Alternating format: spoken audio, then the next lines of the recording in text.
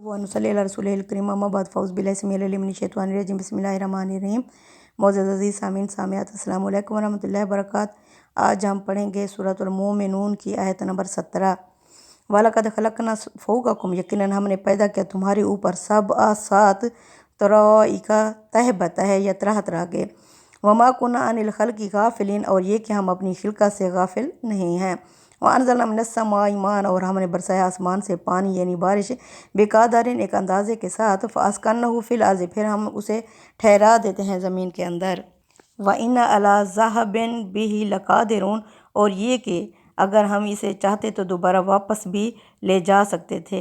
فَأَنشَأْنَا لَكُم بِهِ جَنَّاتٍ، پھر ہم نے پیدا کیے اگائے تمہارے لیے اس بارش کے پانی سے، باغات من نخیل کھجوروں کے، وعناب اور انگوروں کے، لکم تمہارے لیے، فیہا فواکہ اس میں تمہارے لیے پھل ہیں، کثیرۃ بکثرت، ومنہا تاکلون جن سے تم کھاتے ہو، شجرۃ اور ایک وہ درخت، تخرج جو اگتا ہے نکلتا ہے، من طور سینا طور سینا کی سرزمین سے، تنبت بالدہن جو تیل لیے ہوئے اگتا ہے، وصبغا للآکلین اور کھانے والوں کے لیے سالن کا کام دیتا ہے۔ وَإِنَّ لَكُمْ فِي الْأَنْعَامِ لَعِبْرَةً، بے شک تمہارے لیے جو مویشیوں میں بھی عبرت ہے، نسقیکم ہم تمہیں پلاتے ہیں، مما جو کچھ فی بطون ہے ان کے پیٹوں میں سے نکلتا ہے، وَلَكُمْ تمہارے لیے فیہا اس میں منافع نفع بھی ہیں، کثیرۃ بکثرت، ومنہا تاکلون اور اس سے تم کھاتے بھی ہو، وعلیہا وعلی الفلک تحملون ان پر اور کشتیوں کے اوپر تم سوار ہوتے ہو۔ اور یہی نہیں، ہم نے تمہارے اوپر تہہ بتہ آسمان بنائے اور ہم اپنی مخلوقات سے غافل نہیں ہوئے، اور ہم نے آسمان سے ایک اندازے کے ساتھ پانی برسایا، پھر اس کو زمین میں ٹھہرا دیا، اور ہم اگر چاہتے تو اس کو واپس بھی لے جا سکتے تھے۔ پھر اسی سے ہم نے تمہارے لیے کھجوروں اور انگوروں کے باغ اگائے، ان میں تمہارے لیے بہت سے میوے ہیں جن سے تم لذت اندوز ہوتے ہو، اور انہی سے اپنی غذا کا سامان بھی کرتے ہو۔ اسی طرح وہ درخت بھی اگایا جو طور سینا سے نکلتا ہے، وہ روغن لیے ہوئے اگتا ہے، اور روغن کی صورت میں کھانے والوں کے لیے ایک اچھا سالن بھی یعنی کام دیتا ہے، اور تمہارے لیے چوپایوں میں بھی یقیناً بڑا سبق ہے۔ ہم ان چیزوں کے اندر سے جو ان کے پیٹ میں ہیں تمہیں خوش ذائقہ دودھ پلاتے ہیں، اور تمہارے لیے ان میں بہت سارے دوسرے فائدے بھی ہیں، اور تم انہی سے اپنی غذا حاصل کرتے ہو، اور ان پر اور کشتیوں پر جو سمندر میں چلتی ہیں سوار بھی کیے جاتے ہو۔ اور ہم نے تمہارے اوپر سبع طرائقا کے الفاظ ہیں یعنی طرح طرح کے پیدا کیے۔ طرائقہ طریقہ کی جمع ہے، یہ طبقے کے معنی میں آتا ہے۔ قرآن نے یہاں صفت بول کر موصوف مراد لیا ہے، چنانچہ اس کا مفہوم وہی ہے جو دوسری جگہ سبع سماوات طباقا کے الفاظ ادا فرمائے ہیں، یعنی سات طرح طرح کے تمہارے اوپر ہم نے آسمان بنائے۔ یعنی اللہ فرماتا ہے اللہ وعن الخلق غافلین، اپنی مخلوق سے غافل نہیں ہے، یعنی اس کو پیدا کر کے بھول نہیں گئے بلکہ برابر اس کی پرورش اور نگہداشت کا اہتمام کر رہے ہیں۔ ہم نے آسمان سے پانی برسایا، پھر اس کو زمین میں ٹھہرا دیا۔ یہ اس پانی کا ذکر ہے جس کو اللہ تعالیٰ سمندروں سے اٹھا کر فضا میں لے جاتے ہیں اور پھر بارش کی صورت میں برسا دیتے ہیں۔ یہ ہمیشہ ایک خاص اندازے اور مقدار کے ساتھ برسایا جاتا ہے، الا یہ کہ خود اس کے برسانے والا ہی اس کو لوگوں کے لیے تنبیہ اور تحدید یا عذاب بنا کر اس کے دہانے کسی وقت کھول دے، اس لیے کہ ذخیرہ ہو کر وہ تمام مخلوقات کے کام آتا رہے۔ یہ خدا ہی کی عنایت ہے، ورنہ اس کی ایک بوند بھی زمین پر نہ ٹک سکتی تھی، یعنی اللہ اسے محفوظ کر دیتا ہے۔ اور زیتون جو طور سینا میں اگتا ہے، یعنی زیتون طور سینا جس کی پیداوار کا خاص علاقہ تھا، یہ اس میں اب اللہ فرماتے ہیں یہ سالن کا کام دیتا ہے۔ اس میں لفظ صبغہ آیا ہے، اس کی تنکیر میں اس کی خوبی یہ دلالت کر رہی ہے کہ یعنی صبغہ طیب للآکلین، اہل عرب میں یہ روغن بہت مقبول تھا، وہ مکھن کی طرح ایک لذیذ اور مقوی سالن کے طور پر بھی استعمال کرتے تھے۔ اہل کتاب کے بارے میں معلوم ہے کہ ان کے ہاں اس کو ایک خاص قسم کی مذہبی تقدس کا درجہ حاصل تھا۔ پلاتے ہیں جو کچھ نکلتا ہے مویشیوں کے پیٹ سے، یعنی اس میں کیا ہے، اس اجمال کو دوسری جگہ کھول دیا ہے، اس سے پیٹ کے اندر کا گوبر اور خون مراد ہے۔ یہ نسقیکم کا دوسرا مفعول ہے، دوسری جگہ اس کو لبنن خالصاً خالص دودھ پلاتے ہیں، سائغن لشاربین پینے والوں کے لیے بہترین مشروب ہوتا ہے۔ یعنی اللہ فرماتے ہیں یہ اس طرح بہترین مشروب ہوتا ہے جس میں بہت سارے دوسرے فوائد بھی رکھے گئے ہیں۔ یہ دوسرے فوائد بھی معلوم اور معروف ہیں۔ انسان ان سے سواری اور بار برداری کا کام لیتا ہے۔ یہ زراعت اور کاشتکاری میں اس کی معاونت کرتے ہیں۔ ان کے گوشت، چمڑے اور اون، یہاں تک کہ ان کے گوبر سے بھی وہ آج تک فائدہ اٹھا رہے ہیں۔ اب اللہ فرماتے ہیں یعنی ان پر تم انہیں کھاتے بھی ہو اور سواری بھی تمہاری سواری کے کام بھی آتے ہیں۔ اونٹ کے لیے سفینہ صحرا کا استعارہ بہت پرانا ہے۔ قرآن نے اسی بنا پر اس کا اور سفینہ دریا کا ذکر یہاں ایک ساتھ کیا ہے۔ یعنی کشتیوں پر اور ان جانوروں پر تم سواری کرتے ہو، تمہیں سوار کیا جاتا ہے۔ اوپر انسان کی خلقت کا ذکر ہوا ہے، اس سے امکان اور معاد یعنی دوبارہ اٹھائے جانے کی طرف توجہ دلانا مقصود تھا۔ اس کے بعد ان چیزوں کو لیا ہے جن سے کائنات میں ربوبیت کا اہتمام اور انتظام ظاہر ہوتا ہے۔ استاد امام لکھتے ہیں یہاں اصل حقیقت پر نگاہ رہے کہ مقصود ان چیزوں کے ذکر سے درس عبرت ہے کہ کیا جس رب نے ہماری ایک ایک ضرورت کا اس دنیا میں خیال رکھا ہے اور اہتمام فرمایا ہے، اس کے بارے میں یہ تصور کیا جا سکتا ہے کہ وہ ہم کو پیدا کر کے بالکل بے تعلق ہو کر بیٹھ رہا ہے؟ کیا اس کی یہ ربوبیت ہمارے اوپر کوئی حق اور ذمہ داری عائد نہیں کرتی؟ اور کیا اس کا لازمی تقاضا یہ نہیں ہے کہ وہ ایک ایسا دن جس میں ان ذمہ داریوں سے متعلق ہم سے پوچھے، جنہوں نے ان کا حق ادا کیا ہو وہ انعام پائے، اور جنہوں نے اس دنیا کو ایک باغیچۂ اطفال سمجھ کر یعنی باغیچۂ اطفال سمجھ کر ساری زندگی بطالت میں گزاری ہو، یعنی اس میں بچپن میں گزاری ہو اور اس کی سزا بھگتیں۔ ظاہر ہے کہ عقل و فطرت کی شہادت اسی دوسرے پہلو کے حق میں ہے۔ جو لوگ کریم کے دروازے سے سب کچھ پا کر اس کا حق نہیں پہچانتے یا اس کے ماں سوا دوسروں کے گن گاتے ہیں، وہ لائم ہیں جن پر اللہ نے لعنت کی اور ناشکرے ہیں، اور لازم ہے کہ وہ اپنی اس ناشکری کا انجام دیکھیں۔ تدبر قرآن۔ وَلَقَدْ أَرْسَلْنَا نُوحًا، اور یقیناً ہم نے بھیجا نوح علیہ السلام کو اِلیٰ قومہ، اس کی قوم کی طرف۔ فقال، پس اس نے کہا، یا قوم اعبدوا اللہ، میری قوم بندگی کرو اللہ کی، ما لکم من الہ غیرہ، نہیں ہے تمہارا اللہ کے سوا کوئی اور معبود، افلا تتقون، پھر تم ڈرتے کیوں نہیں ہو یا تقوی اختیار کیوں نہیں کرتے؟ فقال الملأ الذین کفروا، کہا اس کی قوم کے کافر سرداروں نے، من قومہ، حضرت نوح کی قوم کے کافر سرداروں نے کہا، ما ھذا، یہ نہیں ہے نوح، الا بشر مثلکم، مگر تمہاری طرح کا انسان ہے، آدمی ہے، یریدو، یہ چاہتا ہے، یتفضل علیکم، یہ تم پر فضیلت حاصل کرے، ولو شاء اللہ، اور اگر اللہ چاہتا، لانزل ملائکۃ، اللہ فرشتے ہی نازل کر دیتا، ما سمعنا بھذا، ہم نے نہیں سنا اس جیسا، فی آبائنا الاولین، اپنے پہلے آباء و اجداد میں، ان ہوا، یہ نہیں ہے، الا رجل، مگر ایک آدمی ہے، بہ جنۃ، جسے جنون دیوانگی ہو گئی ہے، فتربصوا بہ حتی حین، پس انتظار کرو اس کے لیے ایک مدت تک۔ اور وہ کشتی بھی یاد رہے جس میں طوفان سے نکلے تھے، ہم نے نوح کو اس کی قوم کی طرف رسول بنا کر بھیجا تھا، تو اس نے دعوت دی تھی کہ میری قوم کے لوگو، اللہ کی بندگی کرو اور اس کے سوا تمہارا کوئی معبود نہیں ہے، پھر کیا اس کے شریک ٹھہرا کر تم اس کے غضب سے ڈرتے نہیں ہو؟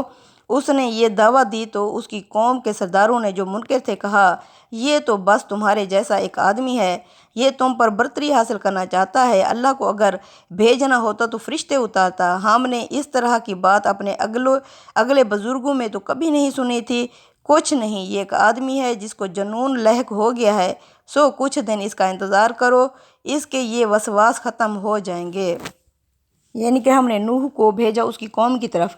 یہاں سے آگے اسی مدعا کا اثبات تاریخ کے شواہد سے کیا جاتا ہے جس پر پیچھے انفس اور آفاق کے شواہد فرمائے گئے، یعنی اللہ تعالیٰ نے آفاق اور زمین کے شواہد گواہیاں پیش کیں، لیکن اس کے لیے ایک نہایت خوبصورت اور بلیغ تخلیص یا گزیر کا طریقہ اختیار کیا۔ چنانچہ کشتی کے ذکر سے اس واقعے کا ذکر جس میں لوگوں نے کشتی کے ذریعے سے نجات پائی تھی، بالکل اس طرح آ گیا گویا بات سے بات پیدا ہو گئی۔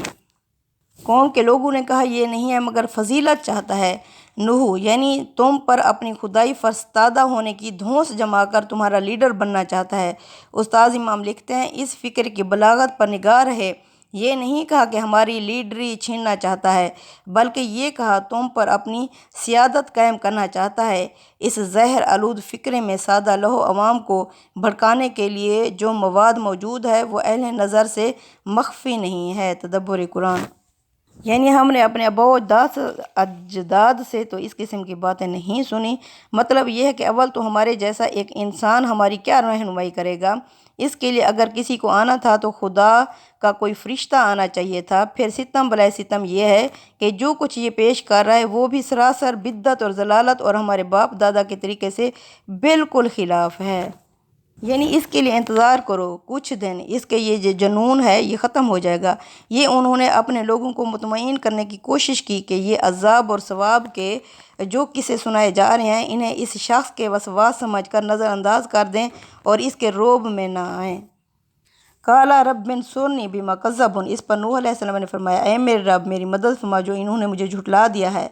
فَأَوْحَیْنَا اِلَیْہِ، پھر ہم نے وحی کی اس کی طرف، نوح کی طرف، أَنِ اصْنَعِ الْفُلْکَ، کہ تو بنا کشتی، بِأَعْیُنِنَا، ہماری نگرانی میں، وَوَحَیْنَا، پس ہم نے وحی کر دی اسے، فَإِذَا جَاءَ أَمْرُنَا، پس جب آ جائے گا ہمارا حکم، ہمارا فیصلہ، وَفَارَ التَّنُّورُ، تو تندور ابل پڑے گا، فَاسْلُکْ فِیہَا مِن کُلِّ زَوْجَیْنِ اثْنَیْنِ، سوار کر لے اس میں ہر قسم کے جانوروں کے جوڑے، وَأَہْلَکَ، اور اپنے گھر والوں کو بھی، إِلَّا مَنْ سَبَقَ عَلَیْہِ الْقَوْلُ، سوائے اس کے بارے میں جن کے بارے میں پہلے ہی سے میری بات پکی ہو چکی ہے، منہم ان میں سے، وَلَا تُخَاطِبْنِی فِی الَّذِینَ ظَلَمُوا، اور مجھ سے مت مخاطب ہونا ان لوگوں کے بارے میں جو ظالم ہیں، إِنَّھُم مُغْرَقُونَ، یہ سب غرق ہو جائیں گے۔ انہوں نے دعا کی کہ میرے پروردگار اب تو اسی چیز سے میری مدد فرما جس میں انہوں نے مجھے جھٹلا دیا ہے۔ سو ہم نے اس کی طرف وحی کی کہ ہماری نگرانی میں اور ہماری ہدایت کے مطابق کشتی بناؤ، پھر جب ہمارا حکم آ جائے اور طوفان ابل پڑے تو اس میں ہر قسم کے جانوروں کے جوڑے رکھ لو، نر اور مادہ دو دو، اور ان کے ساتھ اپنے لوگوں کو بھی سوار کر لو، ان میں سے سوائے ان کے جن کے بارے میں پہلے سے فیصلہ ہو چکا ہے۔ مجھ سے ان لوگوں کے بارے میں کچھ نہ کہنا جنہوں نے اپنی جانوں پر ظلم کیا ہے، اور وہ لازماً غرق ہو کر رہیں گے۔ کہا حضرت نوح نے اے میرے رب میری مدد فرما اس چیز سے جس سے انہوں نے مجھے جھٹلا دیا ہے، یعنی اسی عذاب سے جس کی میں انہیں وعید سناتا رہا ہوں اور یہ اس کا مذاق اڑاتے رہے ہیں۔ سورہ نوح میں اس کی تفصیل فرما دی ہے۔ اللہ نے فرمایا کشتی بنا ہماری نگرانی میں۔ بائبل سے معلوم ہوتا ہے کہ اس کشتی کا سارا نقشہ اس کی جزیات کی تفصیل کے ساتھ اللہ تعالیٰ نے نوح علیہ السلام کو خود بتایا تھا تاکہ جس صورتحال سے سابقہ پیش آنے والا ہے یہ اس کا مقابلہ کر سکے۔ تندور ابل پڑے، اس کا مطلب ہے یعنی طوفان جب ابل پڑے، طوفان آ جائے تو کیا کرنا؟ کشتی میں دو دو جانوروں کے جوڑے یعنی اس میں سوار کر دینا، کیونکہ اس طوفان کے بعد اس جانور کے جوڑے جس کی طوفان کے بعد اشد ضرورت پیش آنے والی تھی۔ مجھ سے مت مخاطب ہونا ظالموں کے بارے میں، یعنی ہو سکتا ہے کہ اپنی قوم کو طوفان میں غرق ہوتے دیکھ کر حضرت نوح علیہ السلام کے دل میں رافت اور رحمت کا جذبہ ابھرے، اس کے باوجود کچھ نہ کہنا، اس لیے کہ خدا جب کسی قوم پر اتمام حجت کے بعد عذاب کا فیصلہ کر دیتا ہے تو پھر کسی کے لیے بھی دعا یا سفارش کی گنجائش باقی نہیں رہتی۔ فَإِذِ اسْتَوَيْتَ أَنْتَ وَمَن مَّعَكَ، پس جب سوار ہو جاؤ تم اور تمہارے ساتھی، عَلَى الْفُلْكِ، کشتی پر، فَقُلِ الْحَمْدُ لِلَّهِ الَّذِي، تو کہنا کہ تمام شکر تمام تعریفیں اس ذات کے لیے ہیں، الَّذِي نَجَّانَا مِنَ الْقَوْمِ الظَّالِمِينَ، جس نے ہمیں نجات دی ظالم قوم سے، وَقُلْ رَبِّ أَنزِلْنِی مُنزَلًا مُبَارَکًا، اور کہتے رہنا کہ اے میرے رب مجھے اتارنا بھی تو برکت کے ساتھ، وَأَنْتَ خَیْرُ الْمُنزِلِينَ، اور یہ کہ تو بہترین اتارنے والا ہے۔ اِنَّ فِی ذَلِکَ لَآیَاتٍ، بے شک اس میں ہے عبرت نشانیاں، وَإِن کُنَّا لَمُبْتَلِینَ، اور یہ کہ ہم آزمائش تو کرتے ہی ہیں، کر کے ہی رہتے ہیں۔ پھر جب تم اور تمہارے ساتھی کشتی میں سوار ہو لیں تو کہو کہ شکر ہے اس خدا کا جس نے ان ظالم لوگوں سے ہمیں نجات عطا فرمائی، اور دعا کرو کہ میرے پروردگار تو مجھے برکت کا اتارنا اتار، اور تو بہترین اتارنے والا ہے۔ حقیقت ہے یہ ہے کہ اس سرگزشت میں بڑی نشانیاں ہیں اور آزمائش تو ہم کرتے ہی ہیں۔ اے اللہ مجھے اتار بھی تو برکت کا اتارنا۔ یہ ہجرت کی دعا ہے جو محض دعا نہیں ہوتی بلکہ دعا کے پیرائے میں ایک عظیم بشارت بھی ہوتی ہے۔ استاد امام لکھتے ہیں مطلب یہ ہے کہ اب تمہارے رب نے تمہیں ناپاکوں اور ناہنجاروں کے ماحول سے نجات دی۔ اب وہ تمہیں بہترین میزبان کی طرح اتارے گا اور جہاں اتارے گا اس سرزمین کو تمہارے لیے مبارک بنائے گا۔ تم پھولو گے پھلو گے اور انہی چند افراد اور تھوڑے سے وسائل اور معاش سے یہ دنیا پھر آباد اور معمور ہو جائے گی۔ تدبر قرآن۔ اس واقعے میں بڑی نشانیاں ہیں اور ہم آزما کر ہی رہتے ہیں، یعنی اس بات کی نشانیاں کہ پیغمبر برحق تھے اور جس طرح یہ قیامت صغریٰ برپا ہوئی ہے اسی طرح وہ بڑی قیامت بھی لازماً برپا ہو جائے گی جس کی وہ منادی کرتے رہے ہیں۔ مطلب یہ ہے کہ فوز و فلاح کے اس مرحلے تک پہنچنے کے لیے نوح علیہ السلام اور ان کے ساتھی جن امتحانوں سے گزرے ہیں ان سے بہرحال ان کو گزرنا تھا، اس لیے یہی اس سکیم کا تقاضا ہے جس کے مطابق یہ دنیا بنائی گئی ہے۔ اس میں اگر غور کیجیے تو نہایت بلیغ اسلوب میں مخاطبین کو توجہ دلا دی کہ اس وقت جو حالات پیغمبر اور اس کے ساتھیوں کو درپیش ہیں، یعنی محمد صلی اللہ علیہ وسلم اور ان کے ساتھیوں کو ان سے بھی کوئی غلط فہمی نہیں ہونی چاہیے اور اسی سکیم کے مطابق درپیش ہیں۔ یہ ایک سنت الہی ہے، اللہ کا یہی طریقہ رہا ہے اور یہ کسی کے لیے تبدیل نہیں ہوتی۔ ثم انشأنا من بعدهم قرنا آخرین، پھر ہم نے اس کے بعد اور امتیں اٹھائیں۔ فارسلنا فیہم رسولا منہم، پھر ہم نے ان کے اندر بھی رسول بھیجے انہی میں سے۔ ان اعبدوا اللہ، کہ لوگوں بندگی کرو اللہ کی، ما لکم من الہ غیرہ، نہیں ہے تمہارا اللہ کے سوا کوئی اور معبود۔ افلا تتقون، پھر تم تقوی اختیار کیوں نہیں کرتے، ڈرتے کیوں نہیں ہو۔ وقال الملأ من قومہ الذین کفروا، کہا اس کی قوم کے کافر سرداروں نے، وکذبوا بلقاء الآخرۃ، اور جنہوں نے جھٹلا دیا تھا آخرت کی ملاقات کو، وَأَتْرَفْنَهُمْ فِي الْحَيَاةِ الدُّنْيَا، اور اتراتے اور اکڑتے تھے دنیاوی زندگی پر، مَا هَٰذَا إِلَّا بَشَرٌ مِثْلُكُمْ، انہوں نے کہا یہ نہیں ہے مگر تمہاری طرح کا آدمی ہے، انسان ہے، یَأْکُلُ، یہ ویسے ہی کھاتا ہے، مِمَّا تَأْکُلُونَ، جس طرح تم کھاتے ہو، مِنْہُ، اس میں سے، وَيَشْرَبُ، اور ویسے ہی پیتا ہے، مِمَّا تَشْرَبُونَ، جس طرح تم پیتے ہو، وَلَئِنْ أَطَعْتُمْ، اور اگر تم نے اطاعت کر لی، بشر مثلکم، اپنے جیسے انسان کی، انکم اذا لخاسرون، تو اس صورت میں تم خسارہ پانے والوں میں سے ہو جاؤ گے۔ یعدکم انکم، کیا یہ تمہیں ڈراتا ہے کہ بے شک تم اذا متم، جب تم مر جاؤ گے، وکنتم ترابا، اور مٹی ہو جاؤ گے، وعظاما، اور ہڈیاں ہو جاؤ گے، انکم مخرجون، تو کیا تم پھر نکالے جاؤ گے۔ ہیہاتا، ناممکن، ناممکن، لما توعدون، اس چیز کا جس سے یہ تمہیں ڈرا رہا ہے، یعنی واپس اٹھنے کے بارے میں، ان ہے یا الا حیاتنا الدنیا، یہ نہیں ہے مگر صرف دنیاوی زندگی ہے، نموت و نحیا، اسی میں ہم مریں گے اور جئیں گے، وما نحن بمبعوثین، اور ہمیں دوبارہ نہیں اٹھایا جائے گا، ان هو الا رجل افتری، یہ نہیں ہے مگر ایک آدمی ہے جس نے گھاڑ لیا ہے اللہ، اللہ پر کاذباً جھوٹ، وما نحن له بمؤمنین، اور ہم نہیں ہیں اس پر ایمان لانے والے، یقین کرنے والے۔ پھر ان کے بعد ہم نے ایک دوسری قوم اٹھا لی اور ان میں بھی ایک رسول انہی کے اندر سے اس دعوت کے لیے بھیجا کہ اللہ کی بندگی کرو، اس کے سوا تمہارا کوئی معبود نہیں، پھر کیا اس کے شریک ٹھہرا کر تم اس کے غضب سے ڈرتے نہیں ہو۔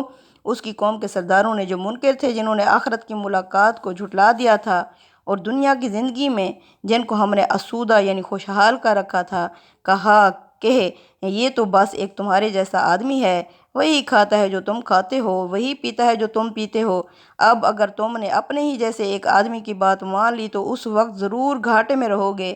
کیا یہ تمہیں ڈراتا ہے کہ جب تم مر جاؤ گے اور مٹی ہڈیاں ہو جاؤ گے تو اپنی قبروں سے لازماً نکالے جاؤ گے؟ بعید، بالکل بعید، یہ ڈراوا جو تمہیں سنایا جا رہا ہے، زندگی تو یہی ہماری زندگی کی، دنیا کی زندگی ہے، ہم یہی مرتے اور جیتے ہیں اور ہم کو ہرگز اٹھنا نہیں ہے، کچھ نہیں، یہ ایک آدمی ہے جس نے خدا پر ایک جھوٹ گھڑا ہے اور ہم اس کو ہرگز ماننے والے نہیں ہیں۔ قوم عاد کی طرف حضرت ہود کو بھیجا گیا اور سمود کی طرف حضرت صالح کو بھیجا گیا۔ لوگوں نے کہا جن کو دنیا کی زندگی میں آسودگی یعنی خوشحالی دی گئی تھی، یہ صفات اس طرح بیان ہوئی ہیں، ان کی سرکشی اور رعونت کا اصل سبب نمایاں ہو گیا جس سے وہ پیغمبر کی معنوی عظمت کو دیکھنے سے قاصر رہے اور اس کے ظہر کو دیکھ کر یہ خیال کیا کہ ہم ایک ایسے شخص کی برتری کس طرح تسلیم کر سکتے ہیں جس کے پاس نہ دولت ہے نہ اقتدار ہے۔ اس پر کہا رسول نے، قالا رب انصرنی، اے میرے رب تو میری مدد فرما، بما کذبون، کیونکہ انہوں نے مجھے جھٹلا دیا۔ قالا، ارشاد ہوا، اما قلیل اللہ یصبحن، تھوڑا سا وقت ہے کہ ہو جائیں گے یہ نادمین شرمندہ۔ فَأَخَذَتْهُمُ الصَّيْحَةُ تو پھر ہم نے پکڑ لیا انہیں کڑاک سے، ایک دھماکے سے، بالحق برحق، فَجَعَلْنَاهُمْ غُثَاءً پھر ہم نے انہیں خس و خشاک کر دیا۔ فَبُعْدًا لِلْقَوْمِ الظَّالِمِينَ پس لعنت ہو ایسی ظالم قوم پر، یا دوری ہو ایسی ظالم قوم پر۔ اس پر رسول نے دعا کی، میرے پروردگار اب تو اسی چیز سے میری مدد فرما جس میں انہوں نے مجھے جھٹلا دیا ہے۔ ارشاد ہوا، اب زیادہ دیر نہیں ہوگی کہ یہ پچھتاتے رہ جائیں گے۔ پھر ان کو ہمارے وعدہ حق کے مطابق ایک سخت ڈانٹ نے آ لیا اور ہم نے اس کو خس و خشاک کر دیا۔ سو ایسے ظالم لوگوں پر خدا کی لعنت۔ انہیں عذاب نے آ لیا۔ یہ عذاب الہی کی تعبیر ہے جو قرآن میں اس کی ہر صورت کے لیے اختیار کی گئی ہے۔ اس کو آواز کے عذاب کے ساتھ خاص کر دینا صحیح نہیں ہے، ہو سکتا ہے یہ عذاب کس شکل میں ہو۔ صدق اللہ العظیم۔ تقبل منا انک انت السمیع العلیم وتب علینا انک انت التواب الرحیم۔